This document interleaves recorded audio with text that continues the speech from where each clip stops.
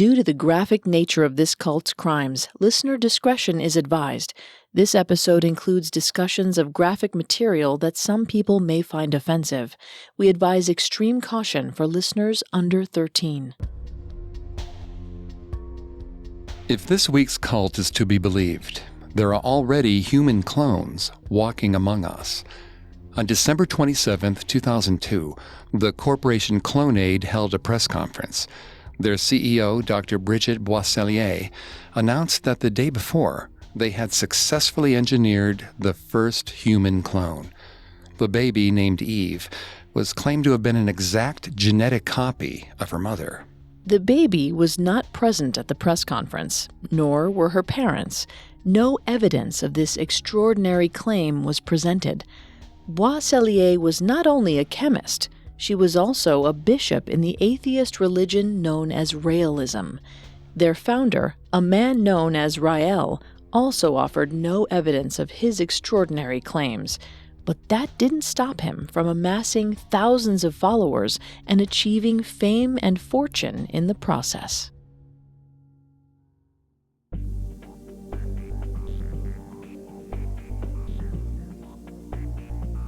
Hi, I'm Greg Polson. And I'm Vanessa Richardson. And this is Cults. Today we're continuing our deep dive into Raëlism.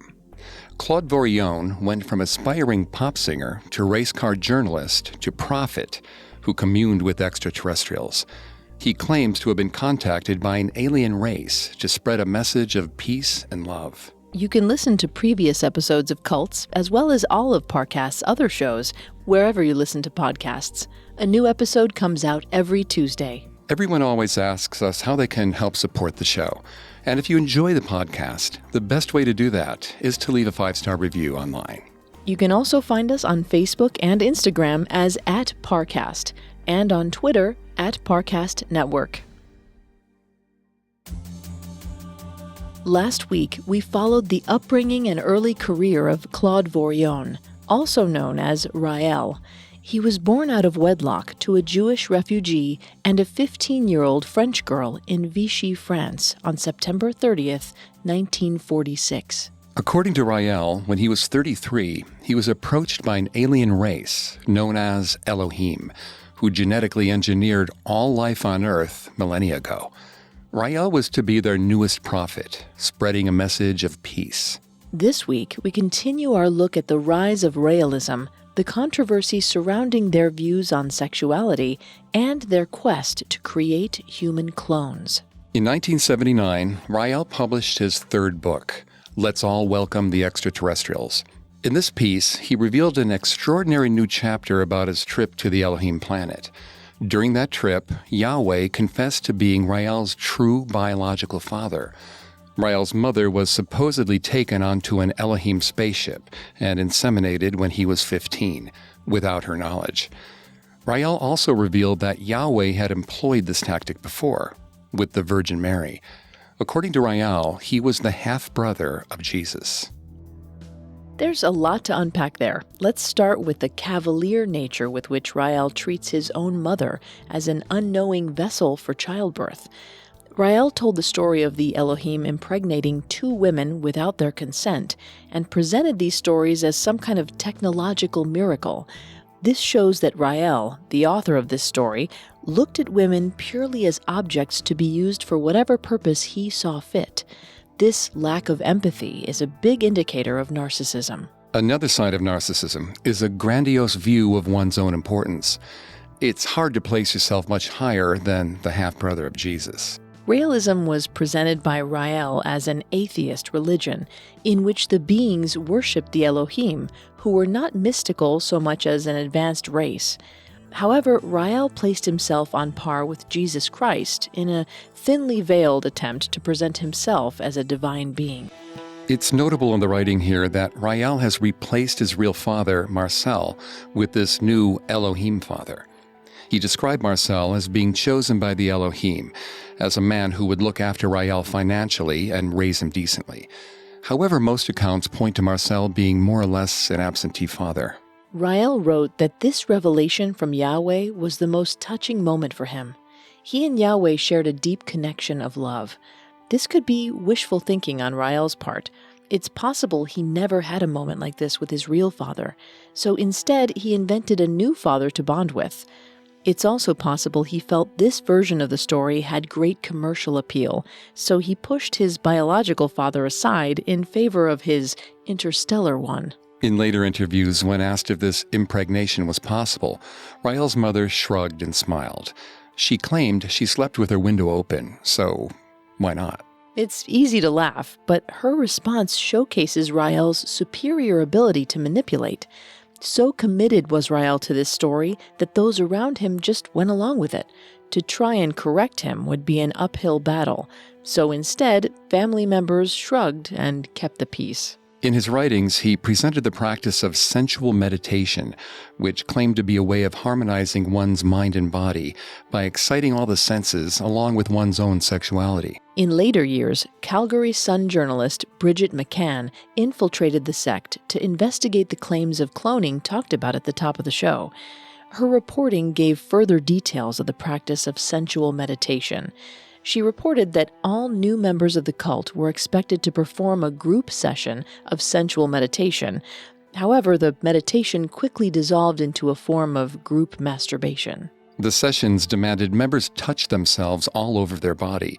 They also practiced generating body odor, licking sweat, and using mirrors, closely examining their own anus.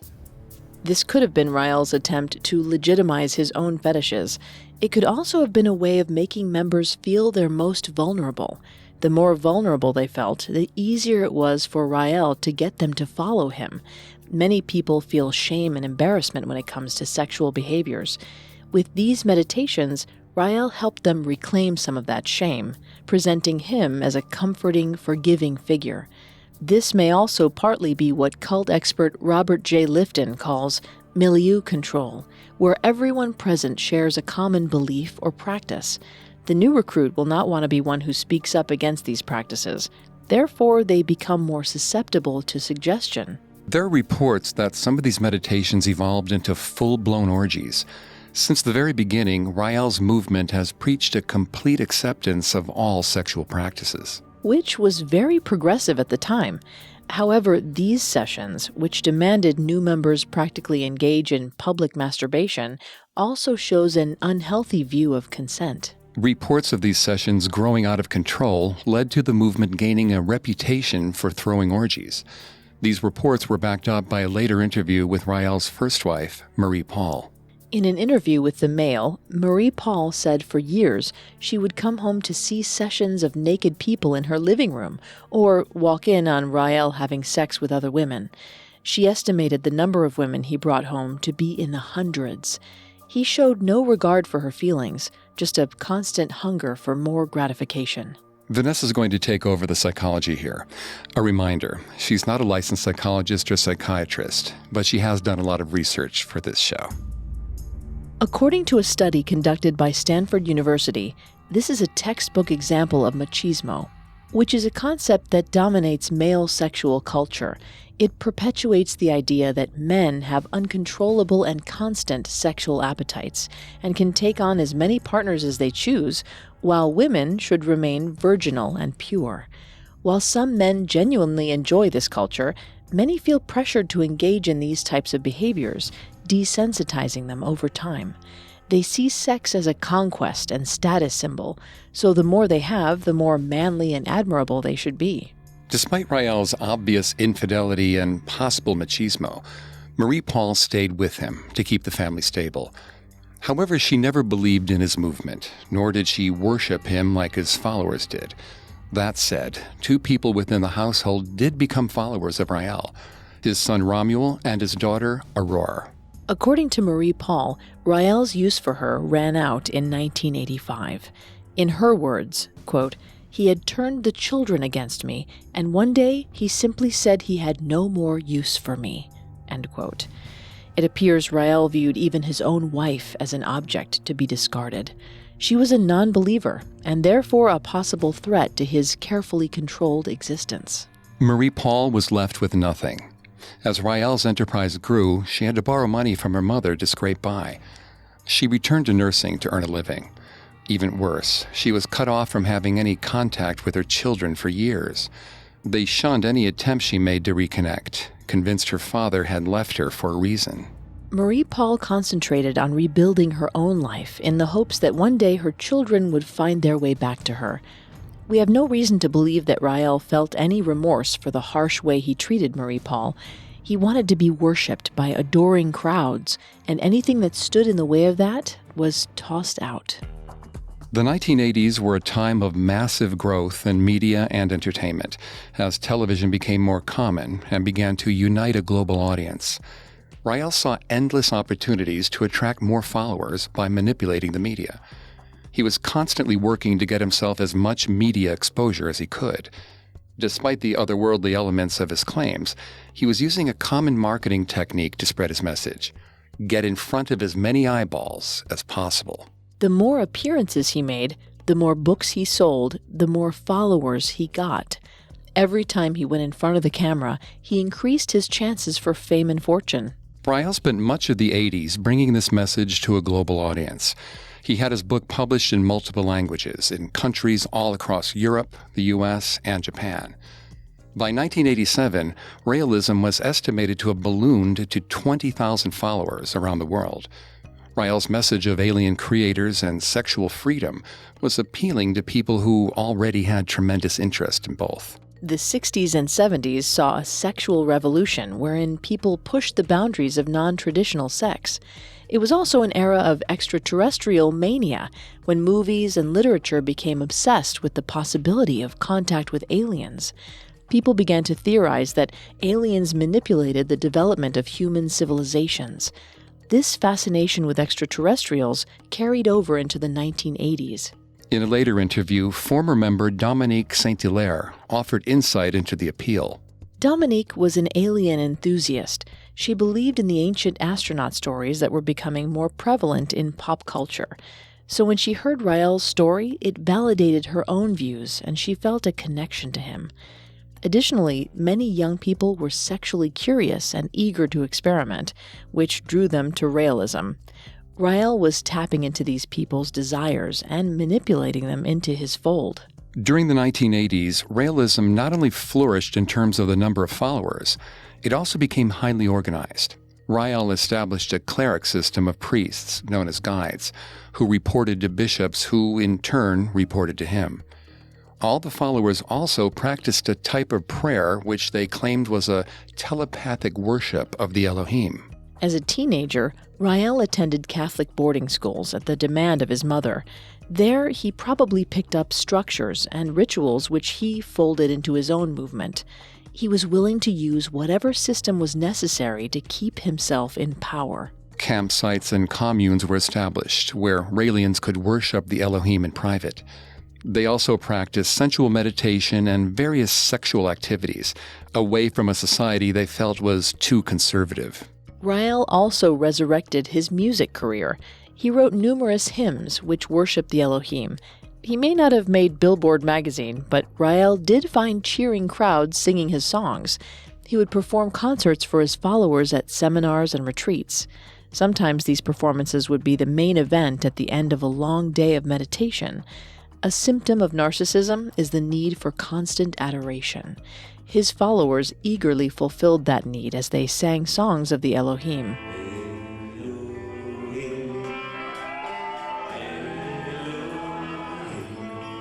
In 1988, he would make an appearance on the famous Irish talk show, The Late Late Show, hosted by Gay Byrne. This media appearance was the perfect example of Raël's appeal. He was an eccentric figure, wearing a long white-robed outfit that resembled what he wore in the Elohim homeworld. Raël told his story in a gentle tone, emphasizing the message of love he was instructed to give. The audience could be heard openly laughing at him throughout the interview, but he was completely unfazed. He smiled through the snickering. Think about this from the viewpoint of a potential recruit. Viewers who believed in an alien creation theory probably experienced some laughing and mocking in their travels. To see Raël handle it all with a smile with such grace must have been very attractive. Raël even laughed along with them. He told the audience he knew his tale sounded crazy, but he still never flinched in his veracity. He came across as a man who utterly believed in what he was saying. In interviews like this, Raël often pushed his book flagrantly. He told the skeptical interviewers and audiences over and over again, "In order to truly understand, one must read my book." Potential followers who wanted that understanding gladly forked over their money to Raël. He operated under the old sales axiom, "Always be closing." This filled up Raël's coffers very effectively. He lived off book sales and member donations. Raelians were required to give Raël 1% of their annual income. While reports vary on how much Raël received over the years, it became evident he was living a pretty luxurious lifestyle. He traveled around the world without any material wants. Raël was always careful not to flaunt his wealth. Much of his income went toward plane tickets, hotels, and lawyers. When asked about his wealth in interviews, he smiled and said the Elohim have no restrictions on people living comfortably. He was careful to put no restrictions on material comforts in any of his writings, so he could justify however much money he made from the donations of his supporters. In the late 1980s, Raël was married a second time. Lisa Tsunagawa was a Raelian follower of his from Japan. Little is known about this marriage. Even the exact dates are up for debate. It's believed they were married sometime in the late 1980s and split around 1992. Lisa remained within the movement for years after their divorce. It's possible that this marriage merely served as a means of allowing Raël easy access to Japan to recruit new followers there. Lisa's devotion, however, was without question. In an interview with the Sun Sentinel many years later, Lisa described Raël as the most intelligent person, love itself. Raël's second wife was much more of a believer than his first. This type of submission was probably exactly what he was looking for to replace the more independent Marie Paul. Some might go so far as to say that pursuing an Asian woman was on purpose. And although there is little to indicate that Raël only sought out Asian women, he did portray several traits of this line of thinking. Dr. Gol Ozen Sadi writes that Asian women are often fetishized in a way that is, upon further examination, misogynist and debasing. Quote, "They're submissive, man-pleasing sex kittens," or in a more palatable phrase I've heard, "have great personalities," end quote. If Raël was obsessed with control over everyone around him, it makes sense that he might have felt that Lisa Tsunagawa would be the demure, self-sacrificing partner he'd hoped for. But despite some fleeting marital bliss, things were going to get a lot more complicated for Raël. Around the same time in the late 1980s, a Raelian by the name of Jean Paragat was arrested for drug smuggling. Jean was arrested at the French border for trying to smuggle hashish in a stolen car. Raël helped him gain legal counsel and a favorable prison stay. Raël had no way of knowing that upon his release, Paragat would soon become Raël's greatest enemy and attempt to take his life. Our story will continue in a moment after a brief message. And now, let's continue the story. Jean Paragat had a long criminal record of smuggling contraband and dealing drugs. It's unclear why he joined the Raelians, though it's possible he was seeking purpose or meaning in his troubled life. It may have also been to please his Raelian wife, with whom he had 2 children.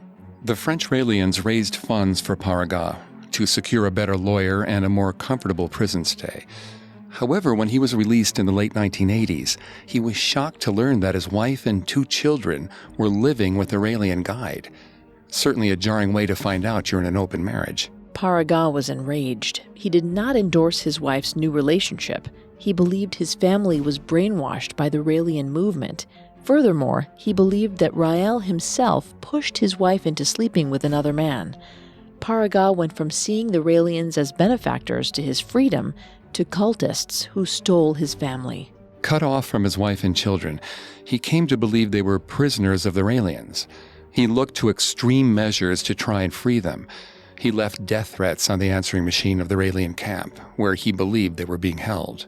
After being on the inside of the cult, it's possible Paragat saw how difficult it would be to use conventional methods to get through to his family. Paragat was also probably driven by pure anger at his family being taken away from him. In August 1992, Paragat showed up at a Raelian seminar with a gun, intending to assassinate Raël. However, security and local police were on hand. Paraga's attempt to kill Raël was foiled before he came anywhere near him. After his attempted attack failed, he was even more determined to extract revenge on Raël. And because Raël was so eager to seek the spotlight, he wasn't exactly hard to track down.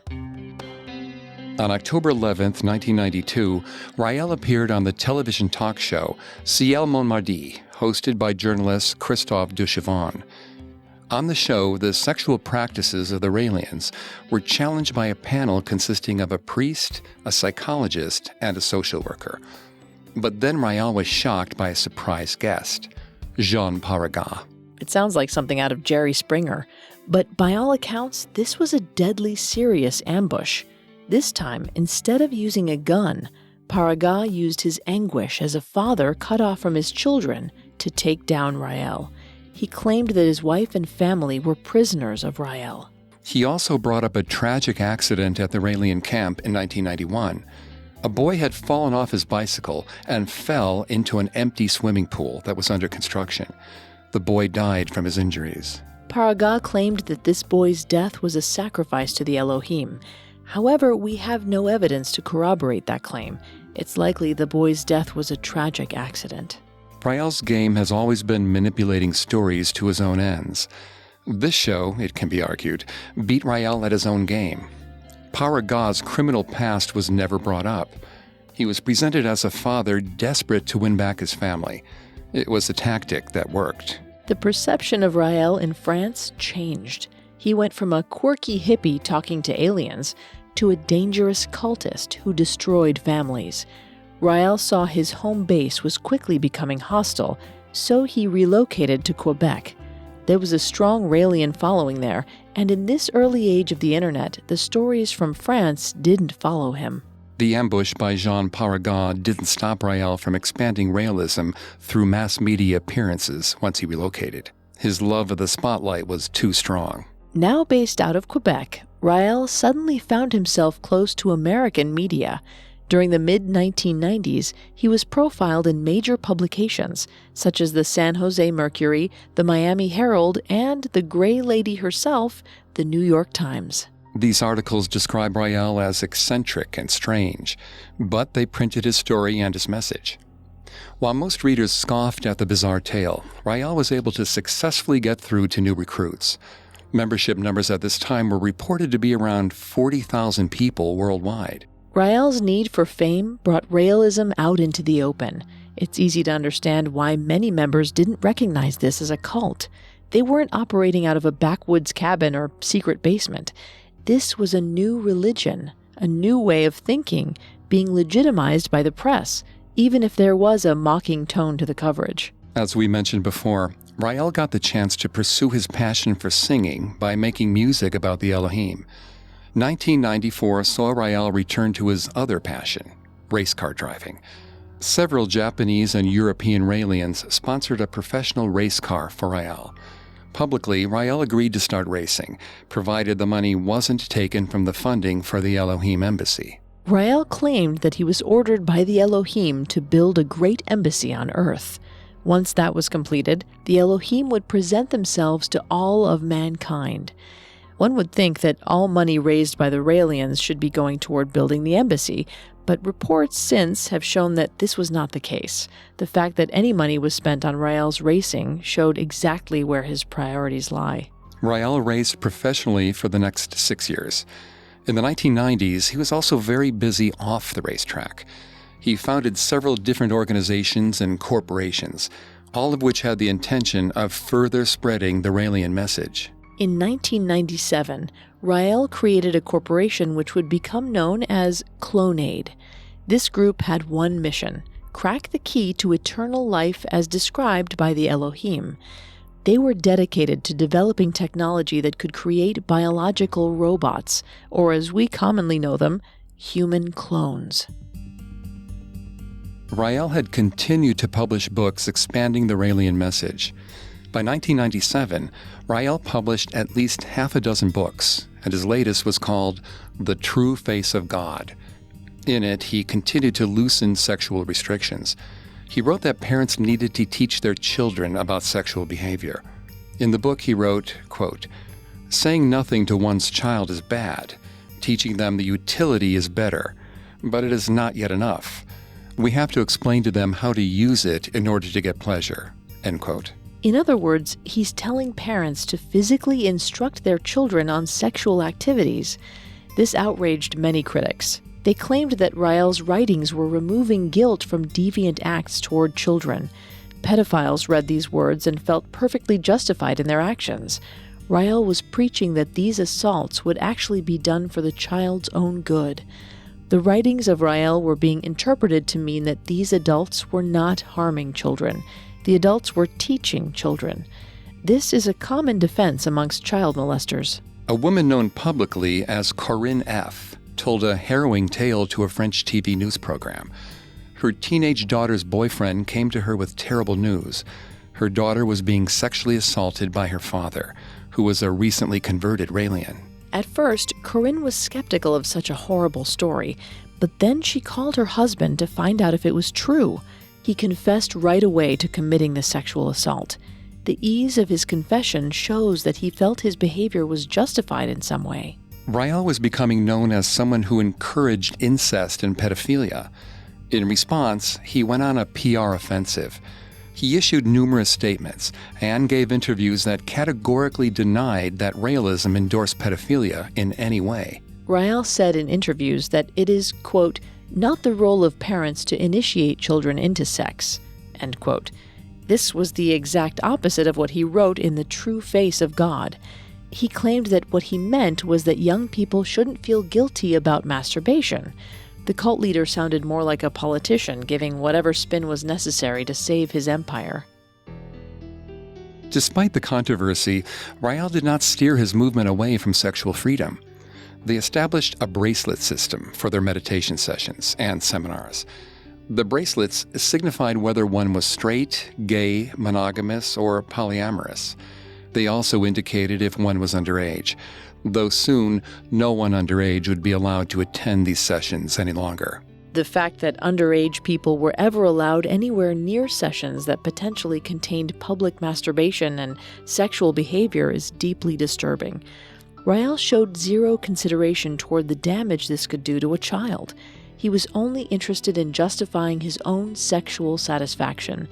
His narcissism was on full display with this practice.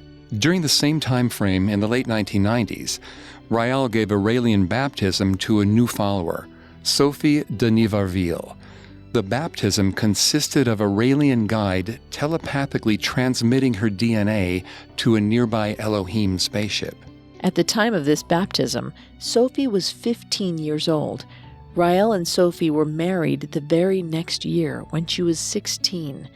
The brazenness of Raël marrying a girl of this age during this public controversy is stunning. Despite all of his earlier denials of supporting adult sex with children, Raël's own behavior was damning. In the early 2000s, Raëlism targeted the Catholic Church. They jumped on the systemic child abuse perpetuated by the clergy as a way to deflect their own negative publicity. They pounded home the message without any subtlety. The Catholic Church victimized children. Raëlism did not. This is a classic example of deflection. Raël found a bigger villain than his own group and went on the attack. They wanted to appear chivalrous, coming to the aid of victimized children in the hopes that no one would examine them too closely. But this was not Raëlism's only controversy to weather. The early 2000s saw a global debate on the ethics of human cloning. President Clinton sought to ban research on it within the United States, and his successor, President Bush, echoed those sentiments. Nevertheless, a congressional committee was formed to examine the subject. On March 28, 2001, Raël was one of the people who were called to testify on the subject. Raël and the chief scientist at Clonaid, Dr. Brigitte Boisselier, had claimed that they had developed the technology to successfully clone human beings. They said that they were planning on putting this into practice. Congress wanted to hear their thoughts on the matter. Raël testified before Congress wearing long white robes and paraded his cloning claims without hesitation. They testified along with other experts in the field, several of whom pushed strenuously for a ban. Raël and Boisselier, however, testified that human cloning carried enormous health benefits and could prolong life. They also claimed to have the remains of a deceased baby and said they were going to proceed with cloning her at the parents' request. Again, he expresses a total disregard for the suffering of others. Raël convinced these poor, grieving parents that he could bring back their daughter. He then brought their story to Congress for his own publicity and to feed his own fame. He confidently boasted that this girl would be brought back from the dead when in fact that was impossible. He was taking advantage of a family in tragedy. The panel was asked if they would be willing to be cloned themselves. Raël said no because he already had children.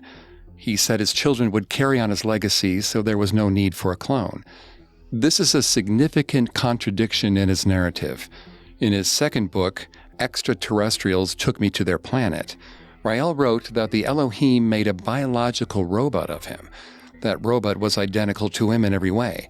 It was essentially a clone. However, Raël didn't mention this to Congress. Furthermore, cloning is the key to the Elohim granting eternal life.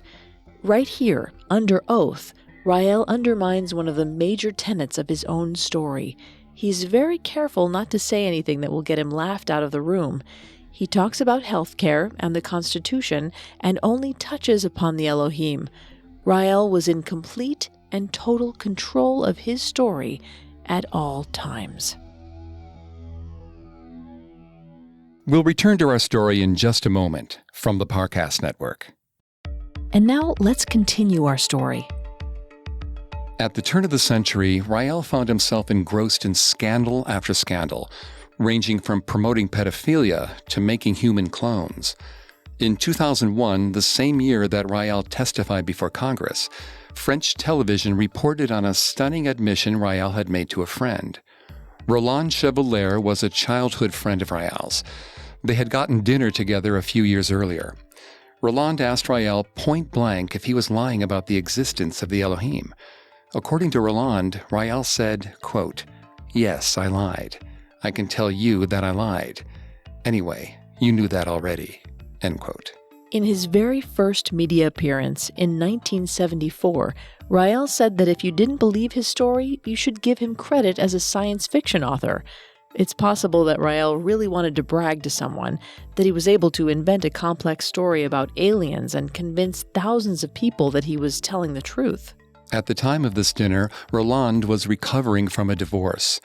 Raël offered for Roland to spend the night with the girl who accompanied him.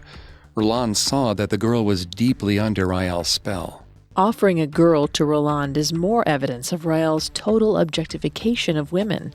Their purpose is to serve and please.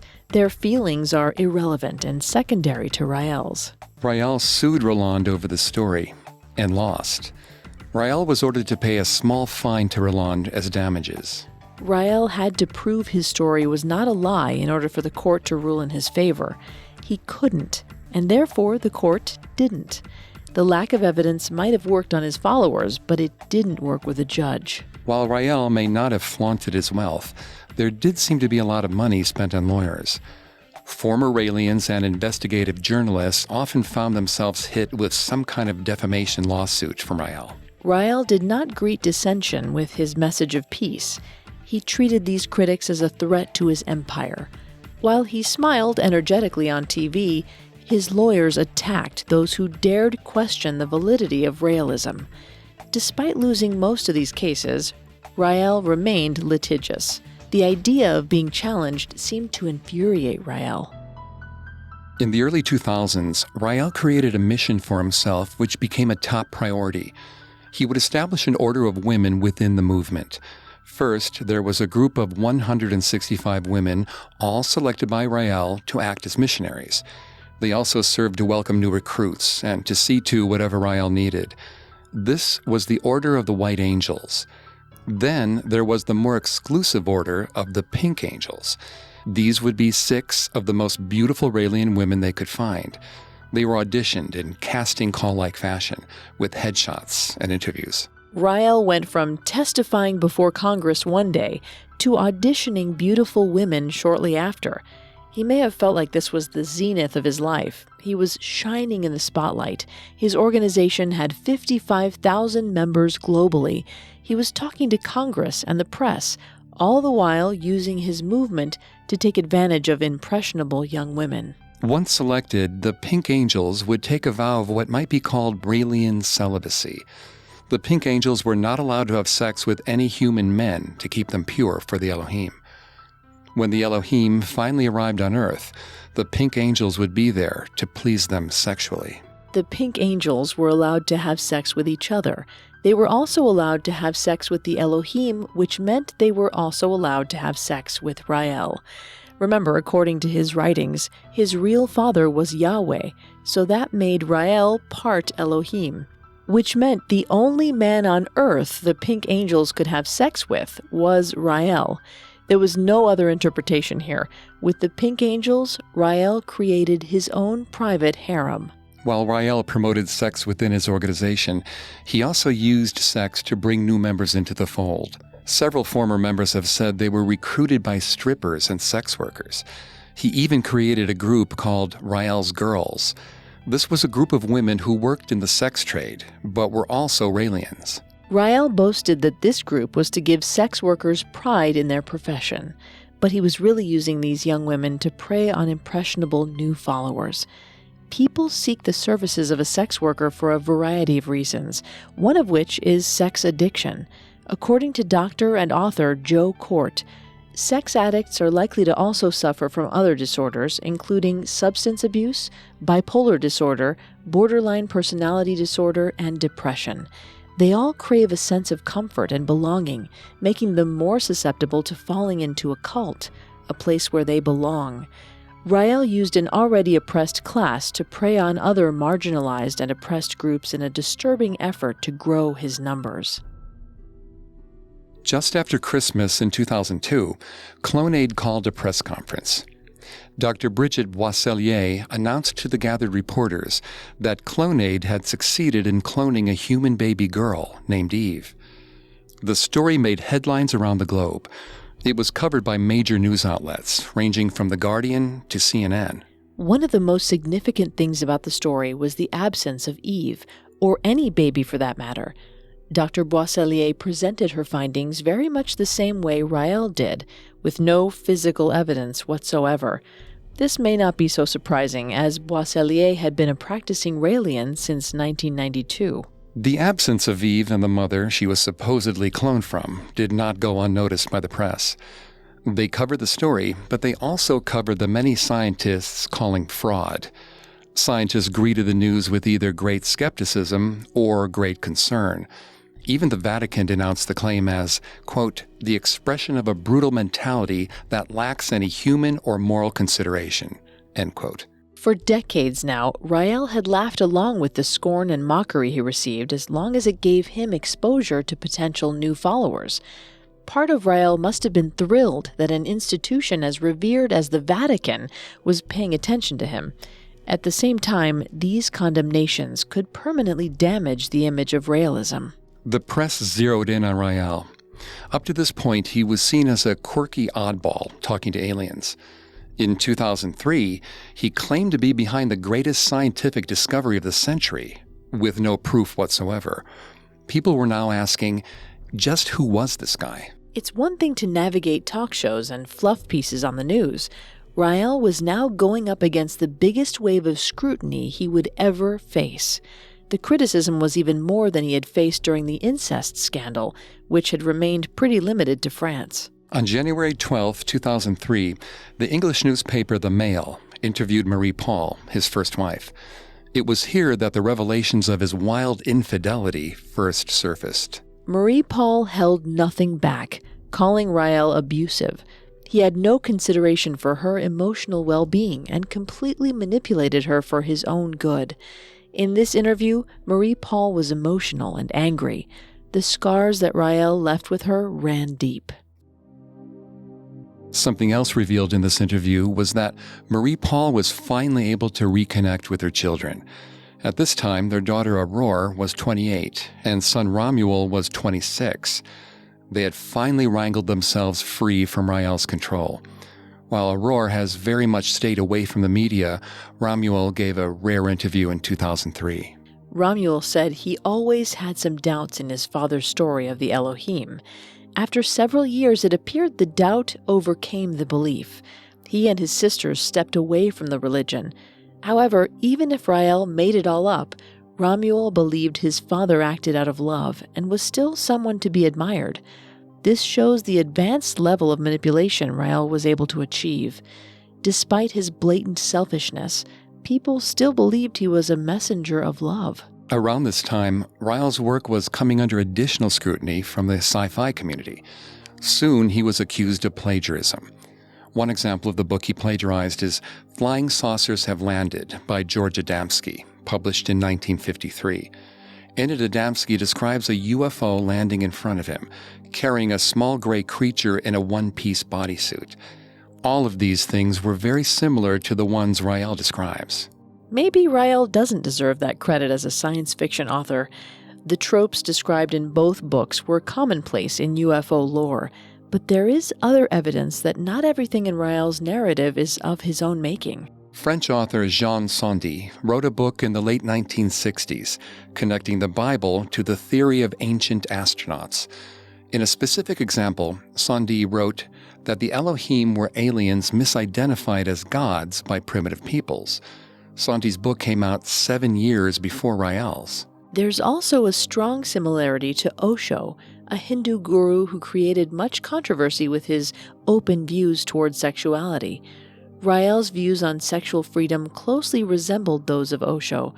Raël's white-robed outfit was also said to be heavily influenced by Osho's. Many of these connections were put together after the advent of the Internet. With a massive amount of information at the fingertips of many of his members, it was getting harder for Raël to maintain complete control over what his followers knew about his story. Raël's journey began in 1973. Information moved much differently back then. It's likely he didn't think many people would be able to put two and two together while he had them under his spell. The Internet allowed former members to reach out to each other. They compared notes and found the one thing Raël never provided: evidence. They presented the proof that he was a fraud who made up his story based on the works of others for his own gain. Raël kept up his own media offensive. He went on numerous media outlets with Dr. Brigitte Boisselier to promote the benefits of cloning. He was tailoring his message to appeal to people's humanity. During a break on a CBC interview in 2003, Raël was caught whispering to Boisselier about how they have to appeal to mothers and make them cry with their story. Raël was truly adept at using the media to manipulate his message. There was a very good reason why Raël was pushing the cloning story so hard. He wasn't just reporting on the scientific find, he was selling it. The Washington Post reported that Clonaid was charging a mere $200,000 for their cloning services. The company has claimed over a dozen successful clones have been engineered. Raël obviously saw cloning as a huge cash cow. Clonaid claimed they were helping people who were dealing with the tragic deaths of their children or family members with severe illnesses. Like the Elohim, these families remained unseen by anyone but Raël. Once again, he provided zero proof and hoped people would believe him. At the same time, the obsession with cloning was driving many former members away. Former members told the press they were becoming disillusioned with the cause. They had discovered Raël's manipulative side. Leaving a cult happens for a variety of reasons. It seems that many former members were able to finally see Raël's sense of self-importance. He lived a life of luxury in an ivory tower as the guide of guides. Also, many of the sexual practices seen at Raelian events seemed to have crossed the line for some members. March 2003 saw the beginning of the Iraq War. Raël pounced on the chance to join the anti-war protests, which were prevalent at the time. He put his own spin on it by having female Raelian members appear topless in said protests. While this may have garnered some cheers from some of the male protesters at the time, it's still another example of Raël using women for their bodies. This stunt was a salacious way for Raël to stay in the headlines and potentially attract members from the anti-war movement. That same year, Calgary Sun media reporter Bridget McCann infiltrated Raëlism and posed as a member. She even received a Raelian baptism from Raël himself. She exposed many of the sexual practices we've been describing during this episode. She also reported on the intense security that surrounded Raël. Despite being all smiles on television, it appeared the 1992 assassination attempt by Jean Paragat lingered in Raël's mind. He had bodyguards who were willing to take a bullet for him if there was another assassination attempt, which Raël felt was imminent. Because of the anti-war protests, Raël was apparently convinced that George W. Bush personally wanted him dead. He described himself as a hated enemy of the leader of the free world. Again, Raël is putting himself in the pantheon of major world leaders. As the 2000s progressed, Clonaid made more claims of cloning babies in countries all over the world. They continued to offer no proof of said babies. Meanwhile, Raël continued his tried-and-true tactic of using the media to sell his brand. He appeared in Religulous, the Bill Maher documentary on fringe religions. As Raël told his story, all of his books were on display. Despite the mocking tone of the piece, Raël was still plugging his merchandise like a carnival barker. In 2007, Raël attempted to go viral on social media by creating a theme day. To go along with frivolous holidays like National Hot Dog Day or National Best Friends Day, Raël created National Go Topless Day. There was no official recognition for this holiday outside his group. This day was exactly what it sounded like, a day for women to go around topless. He claimed this was to restore women's equal rights, to be legally topless just like men. Raël again overly sexualized and objectified women with this holiday. But even more galling, he tried to hide behind a facade of women's rights to do so. While he was able to pull this off, there was and remains much backlash from many women's groups and feminist websites about this holiday. They were not buying what he was selling. One also has to wonder why this issue took such a priority. Why was there no National Elohim Day? Why not an Elohim Embassy Day? Raël's choice of holiday shows what his real priorities were. A priority of the Raelian movement was supposed to be the building of the embassy to welcome the Elohim on earth. Once this embassy was built, the Elohim would reveal themselves to mankind. The lack of progress toward this goal since 1973 was remarkable.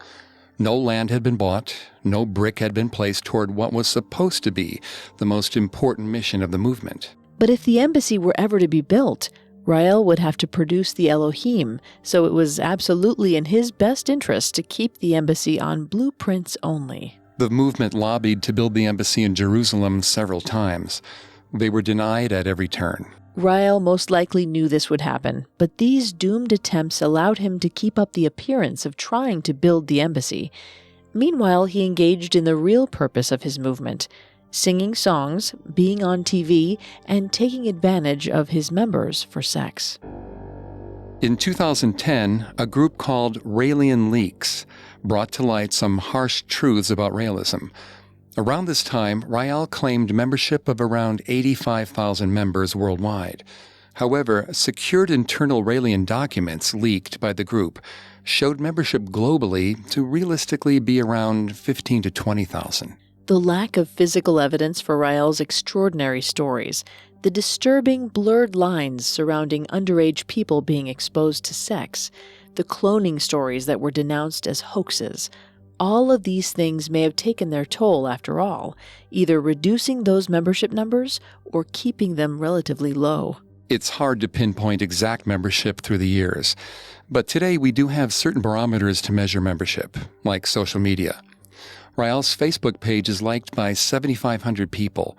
On YouTube, Raël TV has 5,000 subscribers. Hardly the numbers of a worldwide phenomenon. There's no doubt Raël has been able to gather large numbers of people to his movement. However, his allure seems to be waning as the years go on. Raëlism in 2018 appears to be a shell of itself from yesteryear. More cracks in the armor appeared. A group of former Raelians claimed to have had his DNA tested. They claimed he was careless with DNA due to his many love affairs. The DNA test showed the genes of an ordinary man, with no trace of the Elohim. We don't know if the results of this test ever reached Rael's ears. He never responded to this group's claims, but they contain the word that he is most likely most afraid of: ordinary. The future of Raëlism is murky. The Raelians are currently based out of Las Vegas. They hold cellular transmissions or baptisms 4 times a year at a nearby mountain range, which they claim gives them the clearest reception to any nearby Elohim spaceships. Reports of their recent retreats tell of a small, disorganized group with no real hope of expansion. It doesn't sound like a movement that's been around for over 40 years, but one that's barely able to get off the ground. Estranged from his children, Raël does not have a ready-made successor, and at 71 years of age, it should be something he thinks about. His son Romuald has kept his distance in recent years. Dr. Bridget Boisselier, the CEO of Clonaid and a Raelian bishop, may be a likely candidate, but nothing has been confirmed. It's also possible Raël doesn't care about having a successor. Raëlism has always been about one thing: his own gratification. The thoughts and feelings of everyone else were always a distant second.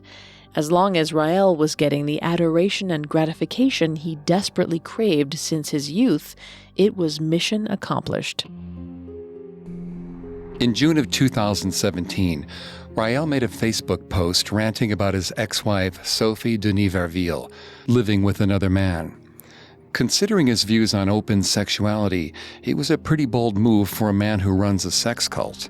He claimed he was bipolar, and she had been removed from his friend list, and that her DNA transmission to the Elohim had been canceled. After all the lovers, all the fame, and all the adoration from his followers, Raël found himself on Facebook, a sad old man screaming at his younger, prettier ex-lover who wanted nothing to do with him anymore. Social media pages for Sophie Denis Verville still show her singing Raelian hymns, though they haven't been updated in a while. It could be that she's doing her best to stay out of Raël's line of sight. Raël is said to be married for a 4th time, although this is an unconfirmed rumor. His first wife, Marie-Paul, has reported that both his children want nothing to do with him. Marie-Paul said Aurore wanted to change her surname and disappear into anonymity. It's difficult to find anything about her online, so she may have been successful in that quest. It appears that Romuald and their mother have done their best to slip back into ordinary life, away from the spotlight, while Raël continues his quest for followers in the Las Vegas desert. Faith is believing in something without evidence. Raël took that principle to an extreme degree. He preyed on people's desperate yearning to believe in the extraterrestrial and to believe in the extraordinary, and he milked it all for his own gain and his own personal pleasure.